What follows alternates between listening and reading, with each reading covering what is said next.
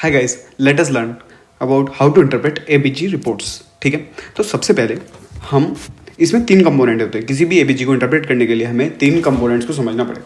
वो कंपोनेंट्स क्या होते हैं? उसका pH, carbon dioxide and SCO3 levels. ठीक है, पीएच एक कट ऑफ लेवल मान लिया हमने इन तीनों का। पीएच कितना? 7.4। इससे अगर नीचे जाएगा तो एसिडोसिस एंड ऊपर जाएगा तो एल्कलोसिस। ठीक है, और फिर हमने CO2 कार्बन डाइऑक्साइड अगर 40 से नीचे है तो एल्कलोसिस, क्योंकि carbon dioxide is similar to acid, and ऊपर जाएगा तो एसिडोसिस। ठीक है, फिर उसके बाद HCO3 बाइकार्बोनेट आयंस। ये बेस है। बाइकार्बोनेट इज बेसिक है। तो अगर 24 से ऊपर जाएगा तो ये एल्कलोसिस कहलाएगा, एंड नीचे जाएगा तो एसिडोसिस कहलाता है। ठीक है, ये कट ऑफ हमें समझनी पड़ेगी और इसी के बेसिस पे हम अपनी रिपोर्ट बनाते हैं। ठीक है, तो इसके हम पहले एग्जाम्पल लेते हैं और उससे समझते हैं। सबसे पहला एग्जाम्पल हमने लिया ये। सपोज कीजिए, पहला वाला क्वेश्चन, सपोज ये पीएच इज 7.2, मतलब इससे क्या पता लग रहा है? लेस देन 7.4 है तो एसिडोसिस। ठीक है, इतना तो पता लग गया। बट किसकी वजह से? हम मेन फैक्टर पकड़ेंगे। CO2 है, बाइकार्बोनेट है, तो मेन फैक्टर क्या हुआ?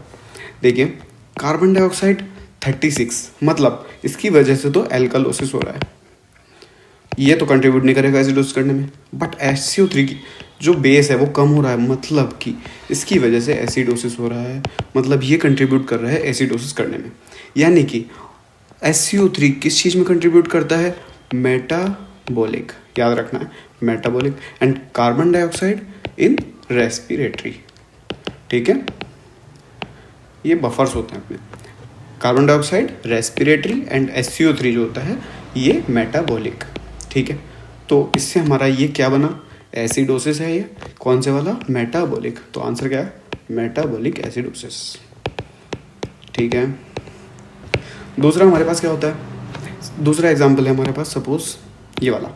इसमें pH 7.6, यानी कि हमने यहाँ पे देखा ये मोर देन 7.4 जा रहा है, ये एल्कलोसिस है। दूसरा कार्बन डाइऑक्साइड मोर देन 40 जा रहा है, मतलब एसिडोसिस है। ये तो इसमें कंट्रीब्यूट नहीं करेगा इसका pH इंक्रीज करने में। तो SCO3 माइनस 26 हो रहा है, मतलब अबाउट 24 मतलब ये एल्कलोसिस करवा रहा होगा। यानी कि, और हम SCO3 वाले को क्या बोलते हैं? मेटाबॉलिक। तो ये क्या होगा? Metabolic alkalosis. यहाँ तक समझ में आया? फिर तीसरा ये एग्जांपल लेते हैं।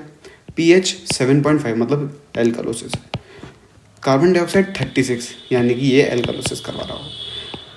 ये SCO3 माइनस एसिडोसिस, यानी कि ये SCO3 माइनस तो कंट्रीब्यूट नहीं कर रहा होगा, कार्बन डाइऑक्साइड एल्कलोसिस करवा रहा होगा। और कार्बन डाइऑक्साइड क्या करवाता है?